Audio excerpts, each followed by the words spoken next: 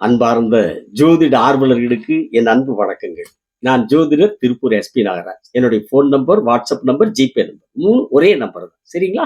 78 45 170 353 7845170353. சரிங்களா? சரி, இன்னைக்கு நாம் என்ன பார்க்கலாங்கன்னீங்கன்னா, ஒருத்தரோட ஜாதகத்துல செவ்வாய் பகவான் சூரிய பகவானை பார்த்தார். என்ன இரு பெரும் யோகங்கள் அப்படிங்கிறத பார்க்கலாம். சரிங்களா? செவ்வாய் பகவானுக்கு 3 பாவகத்தை பார்க்கக்கூடிய பார்வை அமைப்பு உண்டு. சரிங்களா? அவர் இருக்கிற இடத்துல இருந்து 4ஆம் இடத்தை பார்ப்பார். அவர் இருக்கிற இடத்துல இருந்து 7ஆம் இடத்தை பார்ப்பார். அவர் இருக்கிற இடத்துல இருந்து 8ஆம் இடத்தை பார்ப்பார். நீங்க செவ்வாய் இருக்கிற பாவகத்தை 1ன்னு எண்ணிக்காங்க. செவ்வாய் இருக்கிற இடத்த 1ன்னு எண்ணிக்கணும். அந்த 1க்கு அடுத்து 2, அதுக்கு அடுத்து 3, அதுக்கு அடுத்து 4, அந்த 4ஆம் இடத்தை பார்ப்பார். 4ஆம் பாவத்து மேல அவருடைய பார்வை விழும்.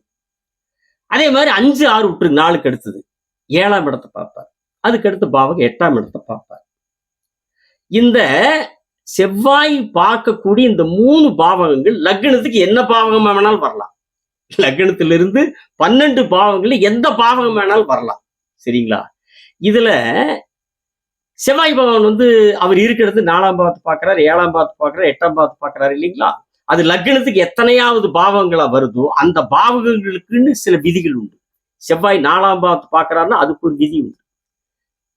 அவர் இருக்கிறது 4ஆம் பாவம். அது லக்னத்துக்கு எத்தனாம் பாவம் வருதோ அந்த பாவகத்துக்கு உண்டான ஒரு விதி உண்டு. அதே மாதிரி 7ஆம் இடத்தை பார்க்கிறாரா செவ்வாய் இருக்கிற இடத்துல, அது லக்னத்துக்கு எத்தனாம் பாவம் வருதோ அந்த பாவத்துக்கு ஒரு விதி உண்டு. செவ்வாயின் பார்வைக்கான விதி. அதே மாதிரி 8ஆம் இடத்தை பார்க்கிறார், அது லக்னத்துக்கு எத்தனாம் பாவம் வருது அந்த பாவத்துக்கு உண்டான ஒரு விதியும் செவ்வாய் பார்வைக்கு உண்டான ஒரு விதி இருக்கு. ஆனா நாம இன்னைக்கு இப்ப பார்க்கறது அந்த விதிகள் அல்ல. சரிங்களா? செவ்வாய் சூரியனை பார்த்தால், இந்த செவ்வாய் பார்க்கக்கூடிய இந்த 4 பாவத்துல எங்கேயாவது சூரியன் இருந்தார்னா அந்த சூரியன் மீது செவ்வாயின் பார்வை விழுந்தால் என்ன பலன், அதைத்தான் நம்ம இன்னைக்கு இப்ப பார்க்க போறோம். சரிங்களா? இப்ப செவ்வாய் சூரியனை பார்க்கிறாரு வைங்க. யாருடைய ஜாதகத்துல செவ்வாய் பகவான் சூரிய பகவானை பார்க்கிறாரோ அந்த ஜாதகருடைய தந்தை அப்பா நல்ல தைரியசாலியா இருப்பார், சுறுசுறுப்பானவரா இருப்பார். அதே நேரத்துல பயங்கர கோபக்காரரா இருப்பார். எதுவா இருந்தாலும் தாண்ட முன்னாடி, அது குடும்பமா இருந்தாலும் சரி, ஊரோலகமா இருந்தாலும் சரி, முன்னாடி நிற்கக்கூடியவரா இருப்பார். தாண்டா முன்னாடி நிக்கிறது அப்படிங்கிற மாதிரி இருப்பார். நல்ல செயலாற்றல் உள்ளவரா இருப்பார். இதுவெல்லாம் ஜாதகருடைய தந்தைக்கு இருக்கக்கூடிய தன்மைகள். சரிங்களா? அதே மாதிரி வீடு வாங்கின யோகமும் அவங்க அப்பாவுக்கு கிடைக்கும். அது ஏன் செவ்வாய் சூரிய பகவானை பார்க்கிறாரு, அப்பாவுக்கு இப்படி தைரியசாலியா இருக்கிறாரு, சுறுசுறுப்பானவரா இருக்கிறாரு, கோபமானவரா இருக்காரு, செயலாற்றல் மிக்கவரா இருக்கிறாரு இல்லைங்களா? எதுக்கா இருந்தாலும் முன்னாடி போய் நிக்கிறாரு, வீடு வாங்கின யோகம்லாம் கிடைக்கும். அது ஏன் அப்படின்னு கேட்டீங்கன்னா, இது பூரா செவ்வாயினுடைய தன்மைகள். செவ்வாயினாலே வேகம், கோபம், தைரியம், சுறுசுறுப்பு, செயலாற்றல், செயல்திறன், இதெல்லாம் எதுவா இருந்தாலும் முன்னாடி நிக்கிறது செவ்வாயினுடைய தன்மைகள். இந்த தன்மைகள் யாருடைய ஜாதகத்துல செவ்வாய் பகவான் சூரிய பகவானை பார்க்கிறாரோ அந்த ஜாதகருடைய அப்பாவுக்கு இருக்கு. அவங்க அப்பாவுக்கு, தந்தைக்கு இந்த தன்மை இருக்கு. இது செவ்வாயினுடைய தன்மைகள். செவ்வாயினுடைய பலன் வீடு வாங்கினதுக்கு காரணகர்த்தா இல்லைங்களா? அதனால ஜாதகருடைய அப்பாவுக்கு வீடு வாங்கணும் கிடைக்கும். சரிங்களா? சரி, ஜாதகருடைய அப்பாவுக்கு இதெல்லாம் கிடைக்கும். இப்படி தைரியமா இருப்பாரு, கோபமானவரா இருப்பாரு, செயலாற்றல் உள்ளவரா இருப்பாரு, எல்லாத்திலையும் முன்னாடி நிற்பாரு, வீடு வாங்கின யோகம்லாம் கிடைக்கும். ஜாதகருக்கு என்ன கிடைக்கும் அப்படின்னு கேட்டீங்கன்னா, ஜாதகருக்கு பதவி யோகம் கிடைக்கும். பதவி யோகம் கிடைக்கும். அவரு அரசு துறையில இருந்தாலும் சரிங்க இல்லைங்களா? அவர் அரசு துறையில ஏதாவது அமைப்புல துறையில இருந்தாலும் சரி, அல்லது தனியார் துறையில ஏதாவது எதிலையாவது இருந்தாலும் சரி, அல்லது அரசியல் துறையிலேயே ஈடுபட்டாலும் சரி, மதிப்பு மிக்க ஒரு பொறுப்பான இடத்துல இருப்பார். ஒரு பொறுப்பான பதவியில் இருப்பார். அது அரசு துறையா இருந்தாலும், தனியார் துறையா இருந்தாலும், அரசியல் துறையா இருந்தாலும். ஏன்னு கேட்டீங்கன்னா, இன்னொன்னு பாருங்க, இந்த ஒரு நல்ல பதவியில் இருக்கிறது மட்டுமல்ல, எந்த சூழ்நிலையும் அதிகாரம் உள்ளவரா இருப்பார். எந்த சூழ்நிலையும் அதிகாரம் உள்ளவரா இருப்பார் செவ்வாய் சூரியனை பார்க்கும்போது. ஏன்னா இப்போ அரசியல்லையோ அல்லது அரசாங்கத்திலேயோ, அரசாங்க வேலையிலையோ அல்லது தனியார் ஒரு நல்ல பதவியில் இருக்கிறாருன்னா ஒரு அதிகாரமுள்ள அமைப்பை இந்த செவ்வாய் சூரியனை பார்க்கிறவங்க ஜாதகருக்கு கொடுக்கும். அப்பாவுக்கு செவ்வாயினுடைய தன்மை பூரா கிடைக்கும். ஜாதகருக்கு 2 தன்மை சேர்ந்து கிடைக்கும். சூரியனை பார்க்கும்போது அந்த தன்மை சேர்ந்து கிடைக்கும். அது ஏன் எந்த சூழ்நிலையிலும் அதிகாரம் உள்ளவரா ஜாதகர் இருக்கிறார் அப்படின்னு கேட்டீங்கன்னா, சூரியன் ஆளுமை கிரகம் இல்லைங்களா, செவ்வாய் அதிகார கிரகம். நீங்க சூரியன் மாவட்ட ஆட்சித்தலைவர் எடுத்துக்காங்க, செவ்வாய் மாவட்ட போலீஸ் தலைவர் எடுத்துக்காங்க. சரிங்களா? அப்போ ஆளுமை உள்ள ஆணையிடக்கூடிய அந்த சக்தியை கொண்ட பவரை கொண்ட அந்த சூரிய பகவான அதிகாரம் கொண்ட செவ்வாய் பார்க்கிறார். அப்ப ஜாதகருக்கு இயல்பாவே ஒரு அதிகாரமுள்ள அமைப்பு அவருக்கு கிடைச்சிருக்கு. அது மட்டும் இல்லைங்க, அரசாங்க வீடு வாகன யோகமே கிடைக்கக்கூடிய அமைப்பும் அந்த ஜாதகருக்கு உண்டு. செவ்வாய் சூரியனை பார்க்கிற ஜாதகருக்கு உண்டு. அரசாங்க வீடு வாகன யோகமே அமையக்கூடிய அமைப்பு உண்டு. அடுத்ததா பாத்தீங்கன்னா, அவர் எந்த துறையில் இருந்தாலும் சரி, அவர் எந்த துறையில் இருந்தாலும் சரி, அவர் இருக்கிற பொறுப்புல கண்ணும் கருத்துமா இருப்பார். அவர் இருக்கக்கூடிய பார்க்கக்கூடிய பொறுப்புல கண்ணும் கருத்துமா இருப்பார்.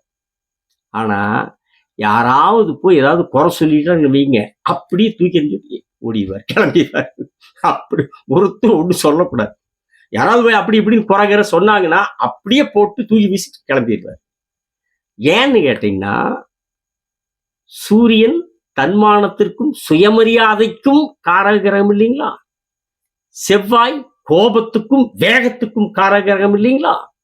அந்த சுயமரியாதைக்கும் தன்மானத்துக்கும் காரணமான சூரியனை கோபத்துக்கும் வேகத்துக்கும் காரணமான செவ்வாய் பார்த்தா அந்த ஜாதகர்கிட்ட எந்த அளவிற்கு தன்மானம் சுயமரியாதை மேலோங்கி இருக்குன்னு நீங்களே யூகிச்சுக்கலாம். சரிங்களா? இப்படி ஜாதகருடைய தந்தைக்கும் யோகத்தை தரக்கூடிய சூரிய பகவானை செவ்வாய் பகவான் பார்க்கிற இந்த அமைப்பு ஜாதகருடைய தந்தை ஜாதகருக்கும் இருவருக்கும் பெரும் யோகத்தை தரக்கூடிய அமைப்பு. ஆனா அதே நேரத்துல இந்த பலன் செவ்வாய் சூரிய பகவானை பார்க்கிற இந்த பலன் நாம் பார்த்ததில்லைங்களா, இந்த பலன் எந்த அளவுக்கு அவர்களுக்கு செயல்படும், அது எப்போது செயல்படும், அதனுடைய பலனுடைய அளவு நிலை என்ன, இதையெல்லாம் தீர்மானிக்கிறது யாருங்க? சூரியனை செவ்வாய் பார்க்கக்கூடிய அவருடைய தனிப்பட்ட ஜாதகம். ஏன்னா அந்த ஜாதகத்துல சூரியன் செவ்வாய்ங்கிற 2 கிரகம் மட்டும் இருக்காது இல்லைங்களா, 2 கிரகம் மட்டும் இருக்காது. இந்த செவ்வாய் சூரியன் போக இன்னும் 7 கிரகங்கள் இருக்குது இல்லைங்களா.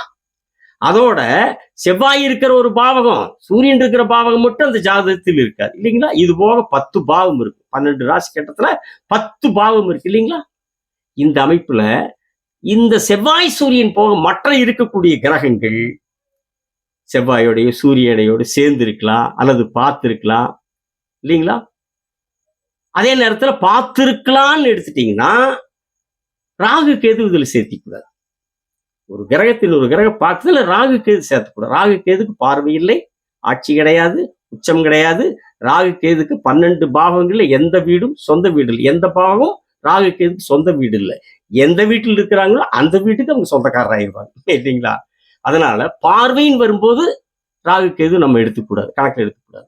சேர்க்கையில் எடுத்துக்கல, செவ்வாயோட சேரலாம், சூரியனோட சேரலாம் இல்லைங்களா. அல்லது எந்த கிரகம் மற்ற குருவாகட்டும், சந்திரன் ஆகட்டும், சனி பகவான் ஆகட்டும், சுக்கிர பகவான் ஆகட்டும், புதன் பகவான் ஆகட்டும், இவங்கெல்லாம் யாராவது சேரலாம் இல்லைங்களா, பார்க்கலாம். அதனால இந்த அமைப்புகள் தான் இந்த பலன்களை அந்த பலனுடைய நிலையவே தீர்மானிக்கும். இந்த பலன்களுடைய நிலை என்ன அப்படிங்கிறது தீர்மானிக்கிறதே இந்த மற்ற 7 கிரகங்கள், மீதம் இருக்கிற 10 பாவங்கள். இதுக்கெல்லாம் மேல தசாபுத்தி.